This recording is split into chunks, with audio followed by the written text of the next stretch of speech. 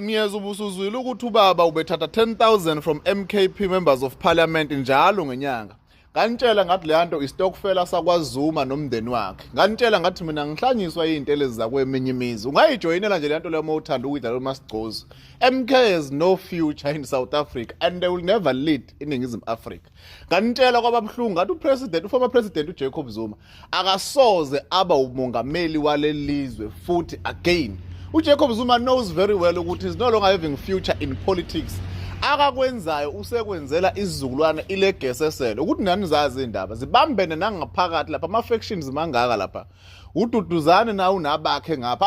abangazwani futhi nolontuzana noduduzile yabo yonke lento ngapha ududuzile useduzane kwababa yonke lento kuyinkinga ngoba nkosikhanyile bangapha ngakududuzana abantu abazwani futhi ngapha nolokhuzana noduduzile into ongakazi uyibone kuyinxova-nxovana ubaba maye wakhokhisa into umshini ngowakhe ngiyezwa nibuza ngayona yonke lento kungimenshina yonke lento eyenzakala yamashananigans odala impofu i-employment le nto leya umsebenzi uma ngabe ufika kwanami nje mangathiwa namhlanje na i-better position angishiye lapha engikhona ngize ngapha ngiyazi ukuthi temporary ufuna ngiqale ngicalculate qala ama numbers lento izongilasta isikhathi esingakanani abantu bazobe sa-full yini emva kwesikhathi esingakanani bazovuka nini ngizobe sengigaineni ngihambe nami ngiye laphana ngishintshe ngiye lapha uyasho uJulius Malema uthi wake wathi ulokhuzana uadvocate udala impofu wake wathi akuvalwe i-EFF kuyojoyina MK so it has been something that has been happening for so long yenzakala into ikhona ukuthi into ayiveleli emphakathini igcina kubantu abathile ukwambona enzana udala impofu even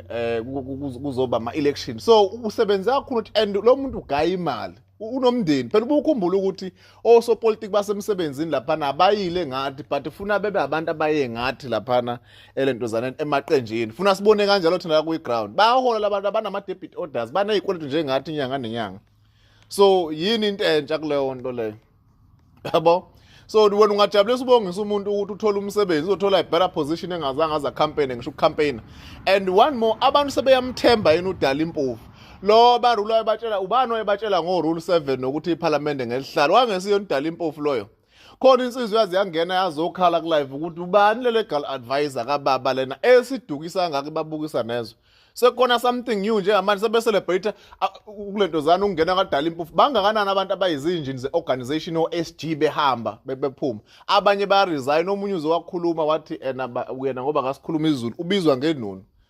i-MK has no future lokho ufuna uthatha ukufake la ekhanda alinalo laqembu ikusasasa ngesimo sokuthi linekhanda elilodwa okuwubaba ubaba usemdala akasenalo ikusasa selingawo kwipolitiki remember ukuthi in politics uma kwenziwa ama-plans noma ku-strategizwa for 10 years up front ukuthi kuzobe kwenzakalani kwenziwani yonke leyo nto leyo baba neplan even ka-30 years to come ukuthi kuzobe kwenzakalani manje ungangitshela ngephupho-ke into econtrol ekhaya yonke lento lena noma ungenamava manje usedecide-ile ubaba omdala ubaba omkhulu ekhaya ukuthi yena ufunani entweni yakhe akutshela ukuthi ungamane ushiye akudictate la yonke into khokho imali lena ye-protection fee yakhona ukuthi useparlament so abantu basibayekeleni bakwethu be-exercise ama-right abo okudlala bebadala noma bebancane but they must exercise leyo nto leyo so ayekho into kumele ukuthi sithuse ngalokho kuphela